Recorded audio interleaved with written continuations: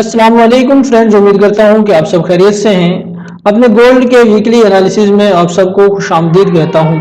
Friends, सबसे पहले हम देखेंगे मंथली टाइम फ्रेम में, क्योंकि आज दिसंबर का मंथ शुरू हुआ है और हमें मंथली टाइम फ्रेम को भी मैनेज करना है कि इसमें हमें क्या सूरत हाल नज़र आ रही है। देखिए फ्रेंड्स, अभी हम एक मंथली टाइम फ्रेम पर मौजूद हैं और हम देख रहे हैं कि यहाँ पर गोल्ड एक स्ट्रॉन्ग रेजिस्टेंस पर खड़ा हुआ है और ये मंथली रेजिस्टेंस एरिया है। देखिए यहाँ से यहाँ तक ये वाला एक मंथली रेजिस्टेंस एरिया है और इसी को अगर हम वीकली टाइम फ्रेम पे देखते हैं, वीकली टाइम फ्रेम पर इसकी क्या पोजीशन है, तो आप लोग देखेंगे कि वीकली टाइम फ्रेम पर भी ये एक स्ट्रॉन्ग रेजिस्टेंस एरिया है। अब हमने वीकली ट्रेड करनी है फ्रेंड्स, तो इसके लिए हम डेली और H4 में एनालिसिस करेंगे और आने वाले वीक की अपनी ट्रेडों को मैनेज करने के लिए देखेंगे कि हमें गोल्ड में किस तरह से ट्रेड करनी चाहिए, क्या सेटअप होना चाहिए, किस सेटअप पर नज़र रखनी चाहिए और किस तरह से प्रॉफिटेबल ट्रेड करनी चाहिए। उसके लिए हम चलेंगे डेली और H4 के टाइम फ्रेम पे। देखें फ्रेंड्स, ये है एक, हम डेली टाइम फ्रेम पर मौजूद हैं। यहाँ पर हम एक रेजिस्टेंस एरिया लगाएंगे इस तरह से। ये एक रेजिस्टेंस एरिया है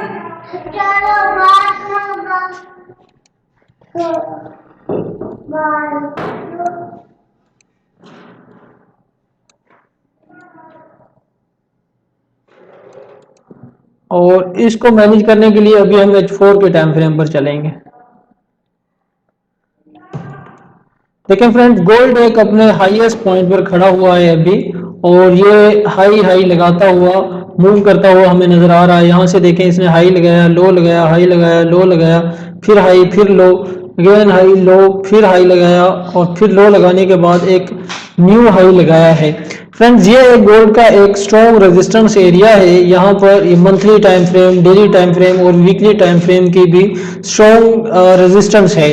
तो हमें यहाँ से गोल्ड एक लो लगाता हुआ नजर आ सकता है। अब ये लो कहाँ तक लगाएगा और लो लगाने के बाद अगर हाई लगाएगा तो किस तरह से लगाएगा, कहाँ तक हाई लगाएगा, उसमें हमें अपनी ट्रेड को किस तरह मैनेज करना चाहिए, हम इन एनालिसिस में देखेंगे। फ्रेंड देखें, गोल्ड कुछ इस तरह से नेक्स्ट वीक में मूव कर सकता है। ये इसका एक रेजिस्टेंस सपोर्ट एरिया है यहाँ से लेके यहाँ तक, और यहाँ पर इसे टच करने के बाद अगर हमें कोई रिजेक्शन नजर आए तो हम इसे यहाँ से एक न्यू हाई लगाता हुआ देख सकते हैं। इसे मैं ज़रा क्लियर करके आप लोगों को समझाने की कोशिश करता हूँ। यह है इसका एक रेजिस्टेंस एरिया जहाँ पर अभी हम खड़े हुए हैं और यह है इसका एक सपोर्ट एरिया। फ्रेंड्स, यहाँ से लेके हम इसे इस तरह से लगाएंगे सपोर्ट एरिया। गोल्ड क्या कर सकता है फ्रेंड्स, गोल्ड नेक्स्ट वीक में कुछ इस तरह से मूव कर सकता है। इस रेजिस्टेंस एरिया से रिजेक्शन ले, प्राइस रिजेक्शन लेने के बाद इस एरिया तक लो लगाए, लो लगाने के बाद यहाँ से हमें कोई कंफर्मेशन कैंडल नजर आए, जिस तरह ये कैंडल बनी और कोई और अच्छी कैंडल, कंफर्मेशन की कैंडल नजर आए, तो फिर हम यहाँ से इसे अगेन एक हाई लगाता हुआ देख सकते हैं।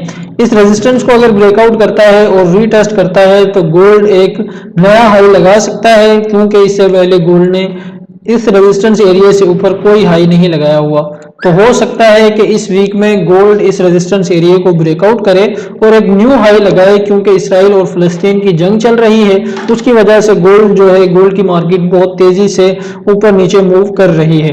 लेकिन फ्रेंड्स, अगर हम देखें कि गोल्ड इस एरिया को यहाँ आने के बाद और इस रेजिस्टेंस एरिया को ब्रेकआउट करे और ब्रेकआउट करने के बाद रीटेस्ट करे, तो रीटेस्ट के बाद हो सकता है कि एक लो लगाए। लो कहां तक लगा सकता है और हाई कहां तक लगा सकता है, ये हमने अभी देखना है और नेक्स्ट वीक में अपनी ट्रेड को मैनेज करना है। देखें फ्रेंड्स, हमने नेक्स्ट वीक में ध्यान देना है, अगर मार्केट इसी तरह इस रेजिस्टेंस एरिया को ब्रेकआउट करता है, यहां से लो नहीं लगाता, क्योंकि मार्केट का एक हैवी बाय ट्रेंड है और हो सकता है कि मार्केट इस वीक में गैप से खुले, क्योंकि इसराइल और फिलिस्तीन की जंग चल रही है, उसकी वजह से हो सकता है कि यहाँ से मार्केट एक गैप अप मूव दे और ओपन होते ही हमें एक हैवी अप लगाती हुई या हैवी डाउन लगाती हुई नजर आए। अगर यहाँ से हमारी प्राइस ब्रेकआउट हो, इस एरिया को ओपन होते ही ब्रेकआउट कर जाए और लो ना लगाए या इस एरिया से कहीं से नीचे आके और ऊपर चली जाए, तो हमें क्या करना चाहिए फ्रेंड्स, इस एरिया के ब्रेकआउट के बाद मार्केट थोड़ा सा ठहरने के बाद एक दो कैंडल्स बनाए कैंडल बनाने के बाद कोई कंफर्मेशन कैंडल बने और उसके बाद हम यहाँ से इसकी बाय एंट्री प्लान करें और स्टॉप लॉस इधर कहीं का स्टॉप लॉस रखें और अपनी ट्रेड को लॉन्ग टर्म के लिए छोड़ सकते हैं। एक न्यू हाई लगाने के लिए गोल्ड एक न्यू हाई लगा सकता है। लेकिन अगर मामला इसके उल्ट होता है तो हमारा प्लान भी क्या होगा, हमारा प्लान भी होगा कि मार्केट इस एरिया से ही रिजेक्शन दे। फर्ज करें कि मार्केट गैप से नहीं खुलती या गैप से डाउन मूव या अप मूव नहीं करती और यहीं से हमें इसमें सेलिंग नजर आती है तो कोई कंफर्मेशन कैंडल बनने के बाद हम सेल करेंगे, स्टॉप लॉस रखेंगे और मार्केट का डाउन आने का इंतजार करेंगे। जैसे ही मार्केट किसी इस पॉइंट पर आती है और यहाँ से इस एरिया को ब्रेकआउट करती है और ब्रेकआउट के बाद हमें एक डाउन मूव देती हुई नजर आती है तो हमने किस तरह अपनी ट्रेड को मैनेज करना है। देखिए अगला सपोर्ट एरिया हमारे पास कौन सा है, स्ट्रॉन्ग सपोर्ट एरिया।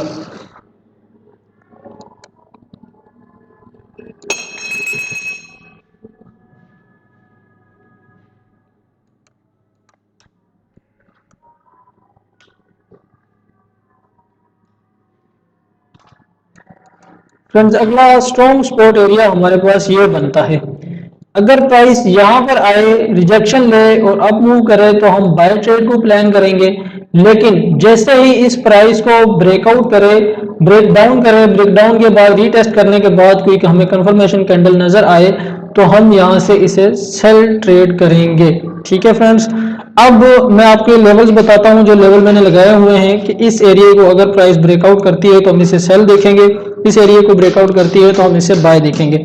अभी हमारे पास जो रेजिस्टेंस एरिया है फ्रेंड्स वो बनता है 2069.837 2076.626 ये हमारे पास रेजिस्टेंस एरिया है और हमारे पास जो सपोर्ट एरिया बनता है वो बनता है फ्रेंड्स 2049.144 और उसके अलावा 2034.594 ये हमारे पास सपोर्ट एरिया है और ये वाला सपोर्ट एरिया हमारे पास बनता है 2016.812।